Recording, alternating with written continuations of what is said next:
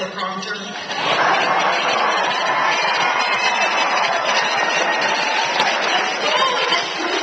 The people, everyday Americans who grow our food and run our small businesses, teach our kids and fight our wars. There are folks in small towns and cities across this great nation who saw what was happening and were concerned and they got involved. Like you, they go to town hall meetings and they write op-eds. They run for local office. You all have the courage to stand up and speak out. You have a vision for the future, one that values conservative principles and common sense solutions.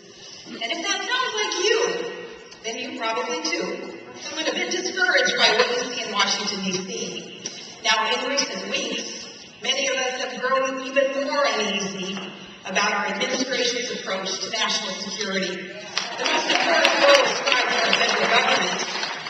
Let me say, too, it's not politicizing our security to discuss our concerns, because Americans deserve to know the truth about the threats that we face and what the administration is or isn't doing about them. So let's talk about them. New terms used like overseas contingency operation instead of the word war. That reflects a worldview that is out of touch with the enemy that we face. We can't spin our way out of this threat. It's one thing to call a pay raise a job created or saved. It's quite another to call the devastation that a homicide bomber can inflict a man-made disaster. And I just say, come on, Washington, it's nowhere else. National security, that's one place where you gotta call it like it is.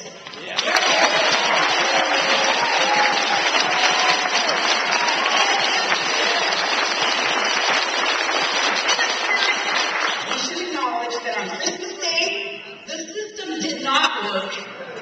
Abdul-Muttalib passed through airport security with a bomb, and he boarded a flight hell-bent on killing innocent passengers. This terrorist trained in Yemen with Al-Qaeda.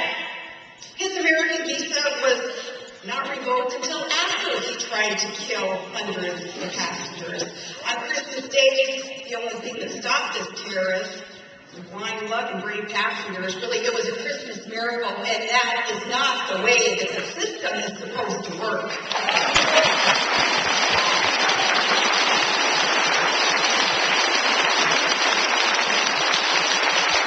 What followed was equally disturbing after he was captured. He was questioned for only 50 minutes.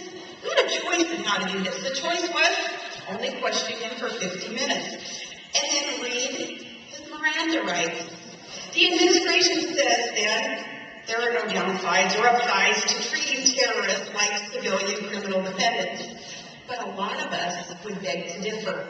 For example, there are questions we would like this foreign terrorist to answer before he lawyered up and invoked our U.S. constitutional right to remain private.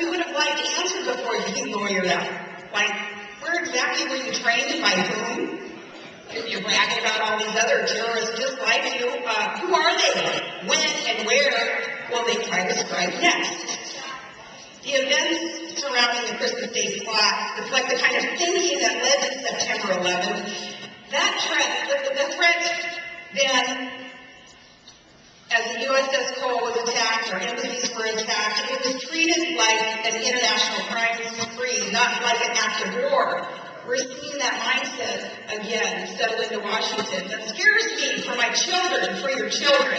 Treating this like a mere law enforcement matter places our country at grave risk.